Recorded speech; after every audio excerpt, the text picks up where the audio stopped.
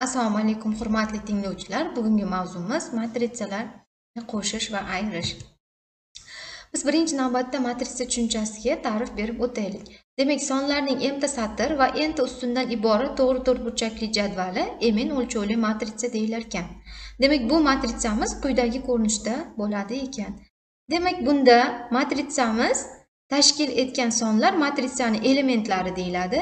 Matritsamizda elementlarni har birini indeksida turgan sonlar, birinchida turgan son matritsamizda shu elementimizni qaysi satrda joylashganligini esa, bu sonimiz esa qaysi ustunda joylashgan ekanligini bildiradi. Demak, matritsamizni satrlari mana bu ko'rinishda ketyapti mana. Ustunlari esa mana bunday tikka ko'rinishda ketyapti. Demak, bu matritsamiz ekan. Matritsamiz demak qavs bilan belgilanar ekan. Agarda berilgan matritsada satrlar soni 1 ga teng bo'lsa, bu satr matritsa deyiladi. Agarda ustunlar soni 1 ga teng bo'lsa, bu ustun matritsa deyiladi.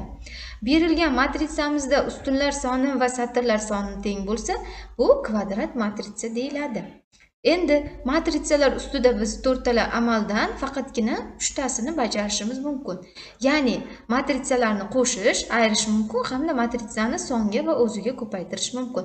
Matritsalar ustida bo'lish amali bajarilmaydi. Demak, bir xil o'lchamli A va B matritsalarning yig'indisi deb shu o'lchamli S teng A plus B matritsaga aytiladiki, uning har bir elementi A va B matritsalarining mos elementlari yig'indisidan iborat bo'ladi. Ayirma ham xuddi shu tarzda topiladi. Endi mn o'lchamli A matritsaning lambda songa alfa songa ko'paytmasi deb shu o'lchamdagi B teng alfa A matritsaga aytiladiki, bu matritsa elementlari A matritsa elementlarini alfa songa ko'paytirishdan hosil bo'ladi. Endi shu narsalarni misol yordamida ko'raylik. Bizga A va B matritsalar berilgan. Bu matritsalarning A va B yig'indisi hamda A dan B ning ayirmasini ko'raylik. Bunda A hamda B matritsalarining mos elementlarini bir xil rangda belgilab oldim, adashmaslik uchun. Demak, biz yuqoridagi ta'riflarda aytib o'tdikki, A hamda B matritsaning mos elementlarini qo'shish yoki ayirish orqali ularning yig'indisi va ayirmasi topiladi. Pastda xuddi shunday mos elementini, demak A ni mosni B ga mos bo'lgani qaysi bo'lsa, aynan o'sha rangda belgilab oldim.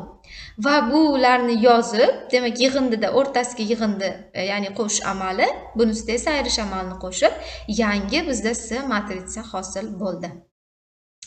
Demak, bu sizlar bilan matritsa